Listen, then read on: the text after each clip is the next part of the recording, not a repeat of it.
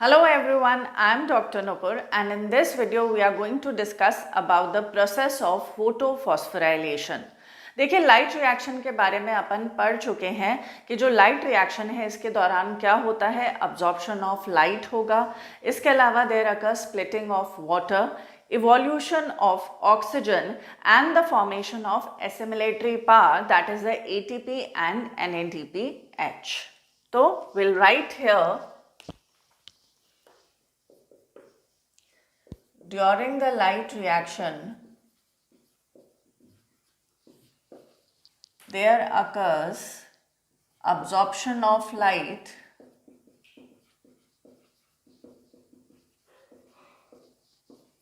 then splitting of water,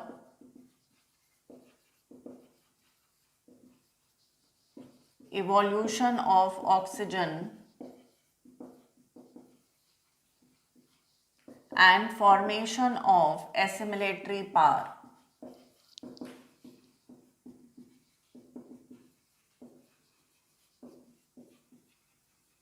और यहाँ पर एसिमिलेटरी पावर क्या है, that is ATP and NADPH that will be utilised during the dark reaction. तो यहाँ पर जो ATP का बनना है उसे हम क्या कहते हैं, we call it as phosphorylation. देखिए अगर टेक्निकली हम देखें तो एडिशन ऑफ फॉस्फेट को हम क्या कहते हैं, फॉस्फोराइलेशन। अगर हम बात करते हैं फॉर्मेशन ऑफ ATP की, तो ATP कैसे बनता है, it is form from ADP and inorganic phosphate. What is ADP? It is adenosine diphosphate. इस एडेनोसिन डाइफॉस्फेट में एक इनऑर्गेनिक फॉस्फेट और जुड़ जाएगा तो क्या बन जाता है, adenosine triphosphate, which acts as the energy currency for the cell.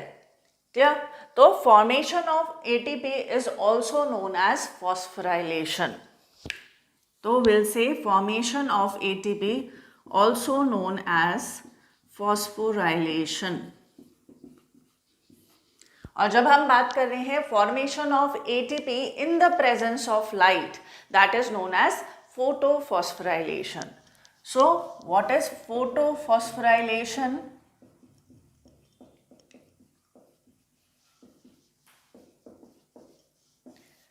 It refers to the formation of ATP from ADP, that is adenosine diphosphate, and inorganic phosphate in the presence of light.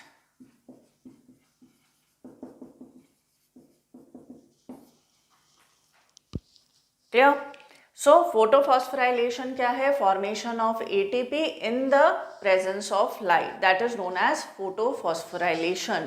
Now this photophosphorylation is of two types, that is the non-cyclic and cyclic photophosphorylation. So we'll write here, it can be of two types, that is non-cyclic photophosphorylation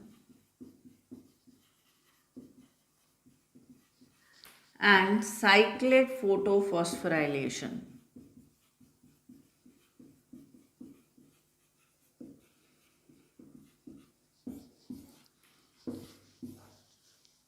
clear? इसके बारे में अपन अब detail में पढ़ेंगे।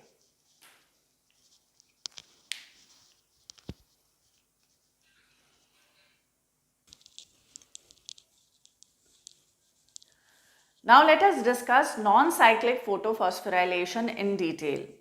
देखिए जब non cyclic photophosphorylation की हम बात कर रहे हैं तो यहाँ पर दो टाइप के फोटो सिस्टम्स इन्वॉल्व होंगे, that is photo system 2 and photo system 1.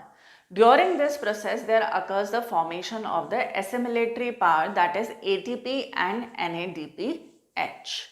इसके अलावा जो आपको ध्यान रखना है, during the non cyclic photophosphorylation there also occurs the splitting of water, जिसे हम फोटोलिसिस ऑफ वाटर भी कहते हैं, यानी lysis of water to release the oxygen which is produced as a by product during the process of photosynthesis. इसके अलावा ये जो नॉन साइक्लिक फोटोफॉस्फोराइलेशन है, इसकी साइट क्या है, ये कहाँ पर होता है, it occurs in the granal thylakoid. इसके लोकेशंस मैंने आपको बताए थे, क्योंकि ग्रैनल थाइलेकॉइड में दोनों फोटोसिस्टम्स प्रेजेंट रहते हैं, PS1 भी और PS2 भी, इसीलिए जो नॉन साइक्लिक फोटोफॉस्फोराइलेशन है it will take place in the granal thylakoids. So यहाँ पर अगर अपन नॉन साइक्लिक फोटोफॉस्फोराइलेशन को स्टडी करें तो it will start with the photosystem 2 that is also known as P680। तो यहाँ पर अपन ड्रॉ करेंगे P680 और फोटोसिस्टम 2। जब इस पर लाइट पड़ती है, कितनी वेवलेंथ की लाइट ये अब्जॉर्ब करेगा? It will absorb the light of wavelength 680 nanometres. तो यहां पर क्या होगा? There occurs ejection of electron. Clear? ejection of electron will occur and it is accepted by the primary electron acceptor of photosystem 2. And what is that? It is pheophytin. Pheophytin is similar to chlorophyll molecule but it does not have magnesium. इसका structure जो है वो बिल्कुल chlorophyll जैसा होता है मगर इसमें मैग्नीशियम एब्सेंट रहेगा। नाउ फियोफाइटिन से जो इलेक्ट्रॉन है it will get transferred to the electron transport system which consist of the cytochromes. Clear? तो यहाँ पे फियोफाइटिन से then electron will be transferred to plastoquinone. Clear? This is known as प्लास्टोक्विनॉन।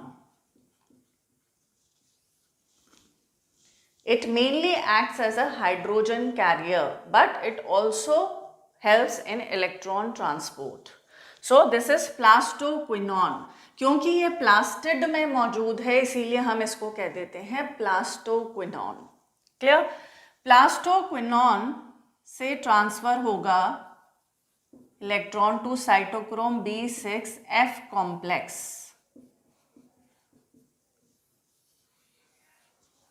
Clear? And from cytochrome B6F complex it is transferred to plastocyanin. Now plastocyanin क्या है? It is copper containing blue colored pigment. क्या है? It is copper containing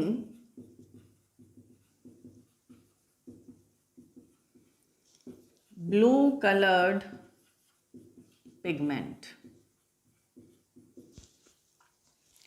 तो यहां पर electron का transfer चल रहा है। नाउ प्लास्टोसियानिन से जो है इलेक्ट्रॉन्स ट्रांसफर होते हैं फोटोसिस्टम 1 में। तो यहां से इलेक्ट्रॉन जो ट्रांसफर होंगे they will be transferred to photosystem 1 also referred to as P700। क्लियर? अब यहां पर भी क्या होगा? जब लाइट पड़ती है तो कितने वेवलेंथ की लाइट आएगी यहां पर? यहां पर आएगी wavelength 700 nanometre. As a result there occurs again ejection of electrons. Clear? तो electrons are again ejected out of photosystem 1 and they are accepted by the primary electron acceptor of photosystem 1 that is ferredoxin reducing substance. इसको हम क्या कहते हैं? We call it as ferredoxin reducing substance. Clear? ferredoxin reducing substance से electron पास होंगे to ferredoxin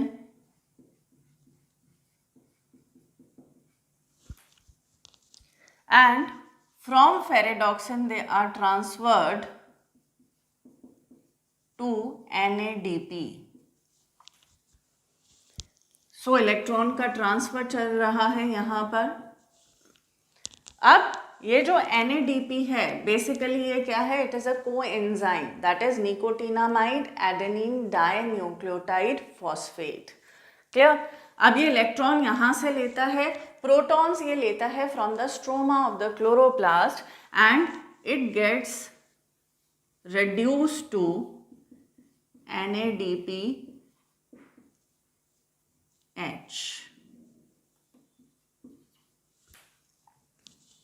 clear?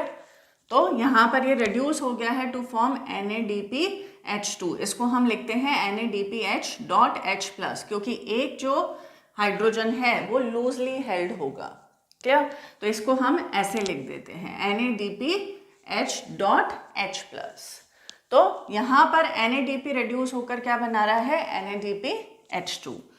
तो यहाँ हमने क्या देखा कि सबसे पहले हमने देखा PS2 जो है उस पर लाइट पड़ती है, it will absorb the wavelength of 680 nanometre. There occurs photo excitation of the electrons.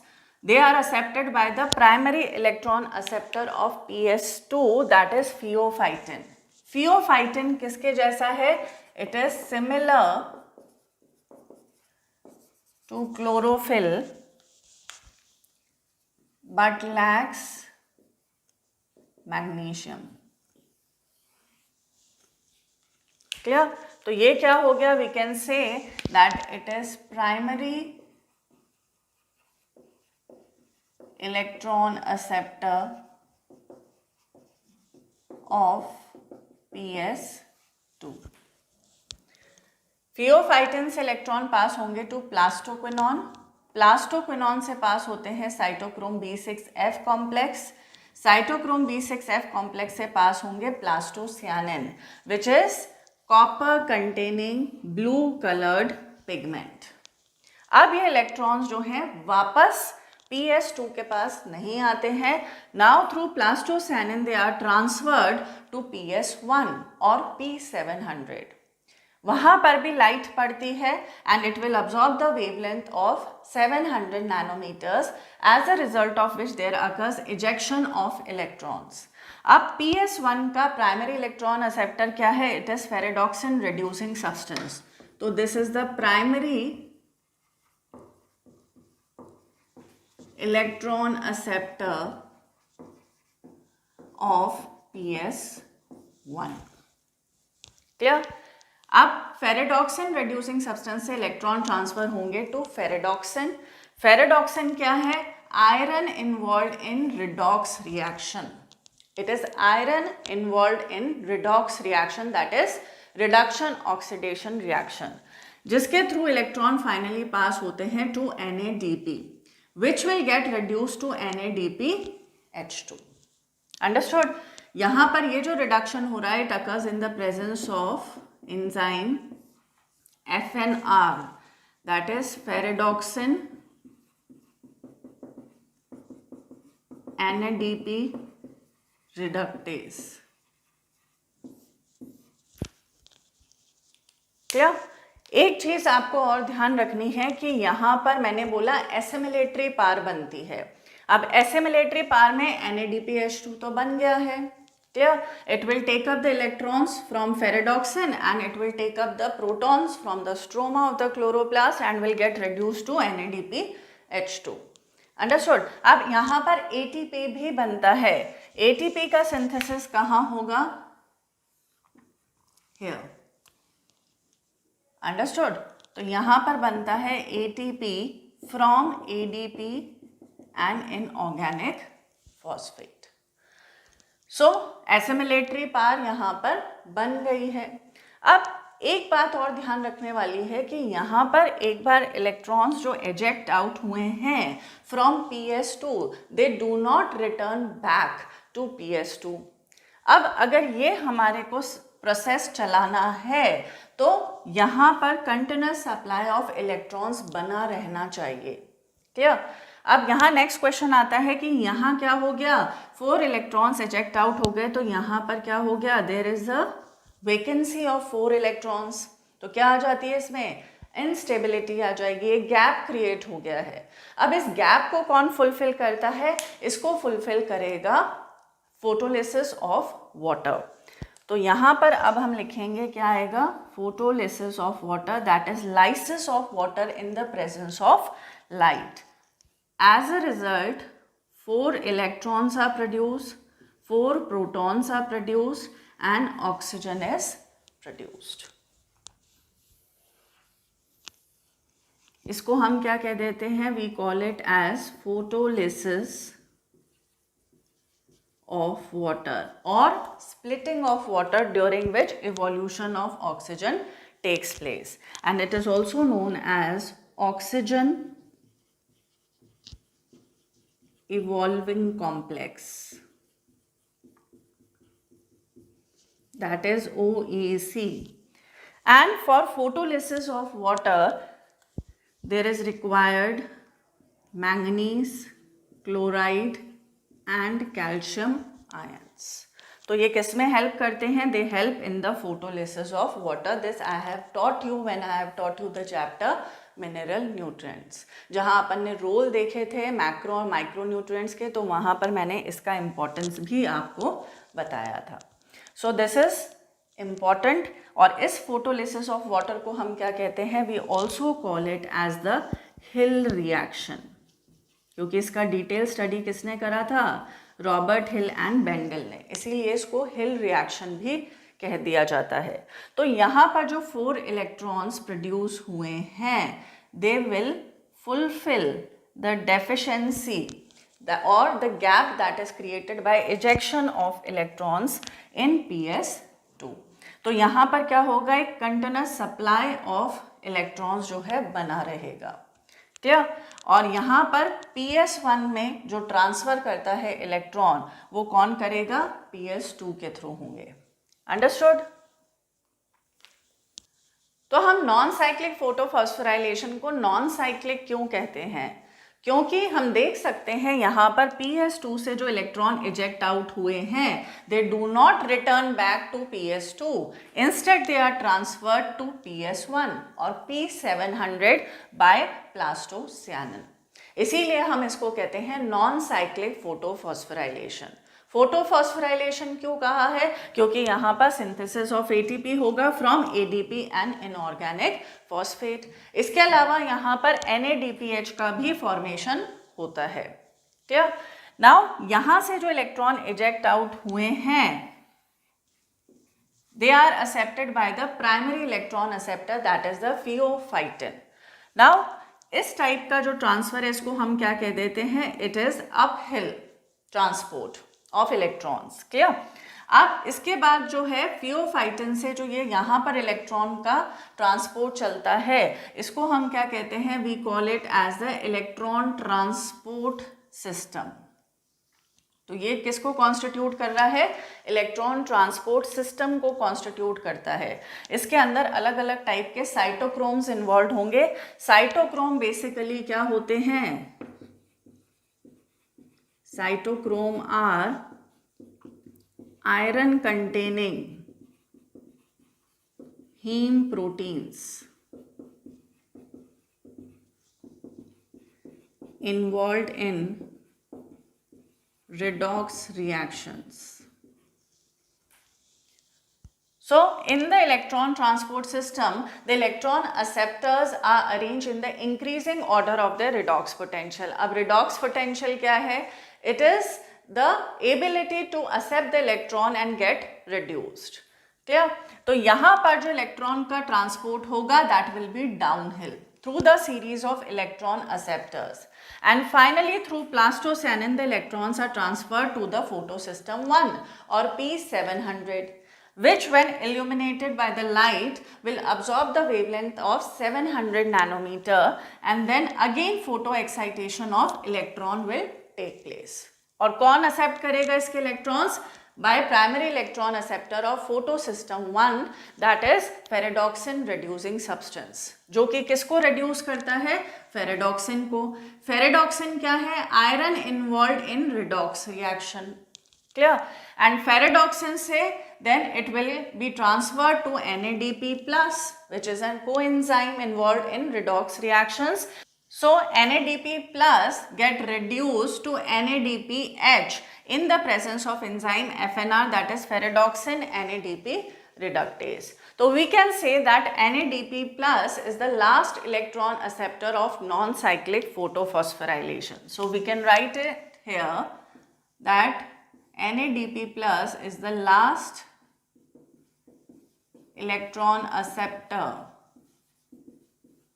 of non-cyclic photophosphorylation. Clear? तो हमने क्या क्या हाइलाइटिंग फीचर्स देखे हैं नॉन साइक्लिक फोटोफॉस्फोराइलेशन के, वो हम यहाँ लिख लेते हैं. सबसे पहले तो it involves both PS2 and PS1. कहाँ पर चलता है? Occurs in granal thylakoid. Then इसको हम नॉन साइक्लिक क्यों कहते हैं? Because the electrons once ejected from PS2 do not return back to it. इसके अलावा इसका हाइलाइटिंग फीचर क्या है? अब जो यहाँ वैकेंसी क्रिएट हो रही है 4 इलेक्ट्रॉन्स की, उसको कौन फुलफिल करता है? It is fulfilled by the electrons which are release during the photolysis of water, ताकि एक कंटिन्यूअस सप्लाई ऑफ इलेक्ट्रॉन्स बना रहे. तो यहाँ पर हम लिखेंगे there occurs photolysis of water and evolution of oxygen.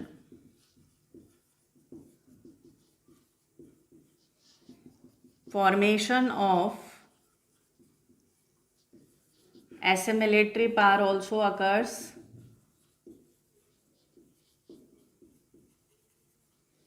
That is ATP and NADPH. Clear? अब जैसा मैंने आपको बताया यहाँ पर क्या चल रहा है? Transport of electron uphill, electron transport system में चलेगा डाउनहिल. देन यहाँ पर जब वापस से PS1 से इजेक्शन ऑफ इलेक्ट्रॉन होगा, then again it will uphill. And ferredoxin reducing substance से जब इलेक्ट्रॉन ट्रांसपोर्ट होगा to NADP plus through ferredoxin, then it will be downhill again. Clear? So because of its characteristic shape, इसका जो shape है इसकी वजह से इसको क्या कहा जाता है? Non cyclic photophosphorylation is also referred to as Z scheme. इसको हम Z स्कीम भी कहते हैं, जिसके जो हाइलाइटिंग फीचर्स हैं that I have written here. It involves both PS2 and PS1. आप देख सकते हैं यहाँ पर PS2 और PS1 इन्वॉल्व है. Occurs in the granal thylakoid. Granal thylakoid में ही होगा ये, क्योंकि वहीं पर दोनों टाइप के फोटो सिस्टम्स प्रेजेंट थे.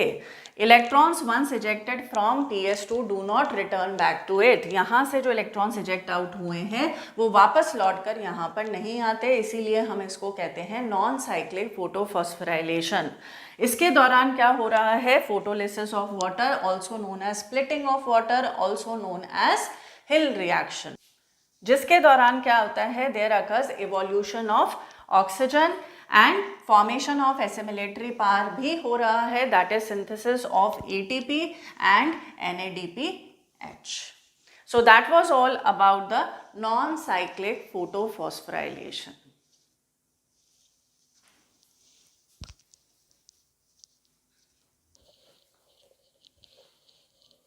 Now after non-cyclic photophosphorylation, let us discuss about the cyclic photophosphorylation. Cyclic photophosphorylation as the name suggests, यहाँ पर cyclic flow of electrons होगा within the photosystem. और यहाँ जो फोटो सिस्टम इन्वॉल्व है that is only PS1 और photo system 1 और P700, जिसका रिएक्शन सेंटर है chlorophyll A, absorbing the wavelength of 700 nanometres. इसके दौरान जो होगा, there is no photolysis of water, there is no evolution of oxygen, there is no formation of NADPH. मगर यहाँ पर फोटोफॉस्फोराइलेशन होता है, that is the synthesis of ATP from ADP and inorganic phosphate in the presence of light.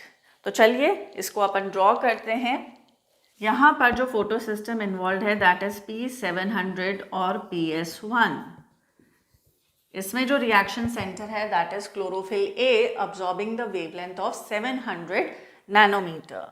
तो यहाँ पर light absorb होती है, as a result there occurs photo excitation of electrons and they are accepted by the primary electron acceptor, that is ferredoxin reducing substance.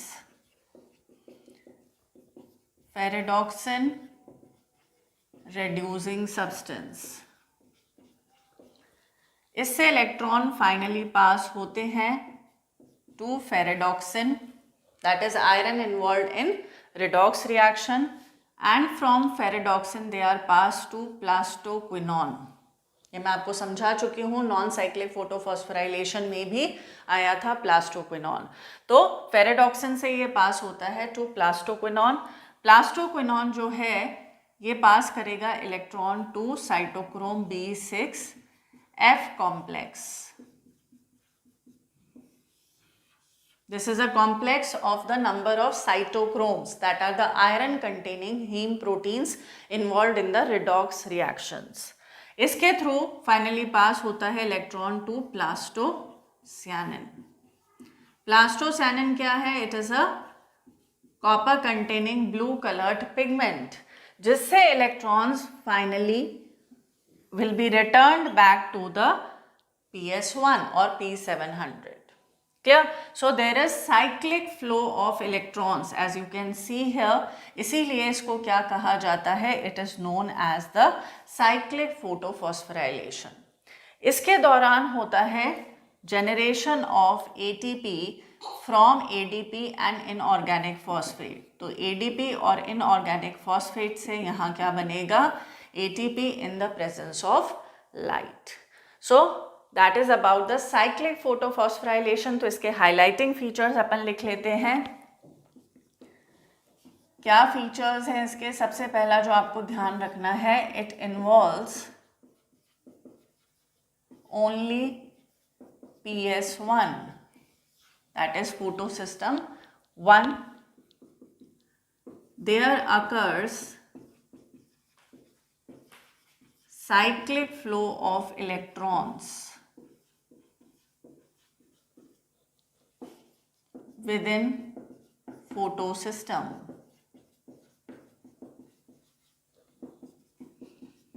Photophosphorylation, that is formation of ATP from ADP and inorganic phosphate in the presence of light is present.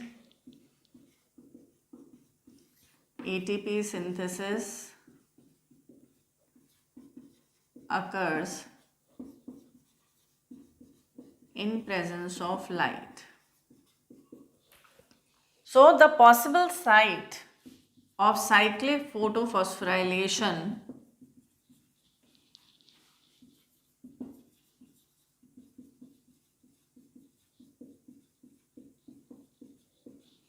is stromal lamellae.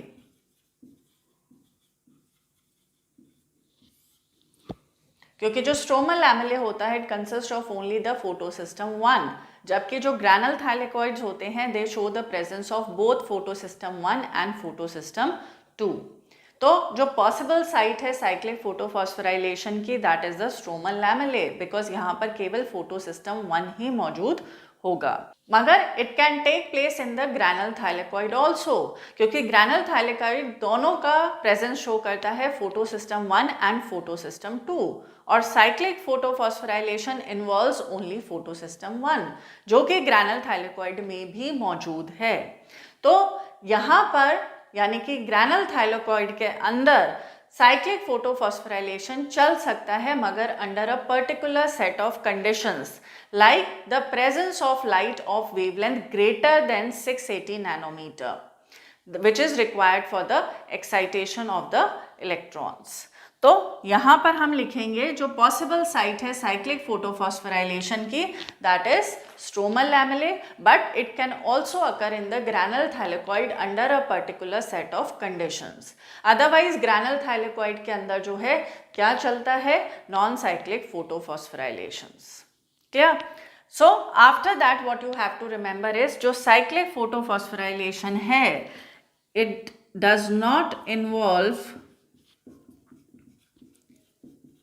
splitting of water. यहाँ पर कोई splitting of water नहीं हो रहा है, नहीं यहाँ पर क्या हो रहा है, ऑक्सीजन का evolution. So no oxygen evolution occurs here and no formation of NADPH.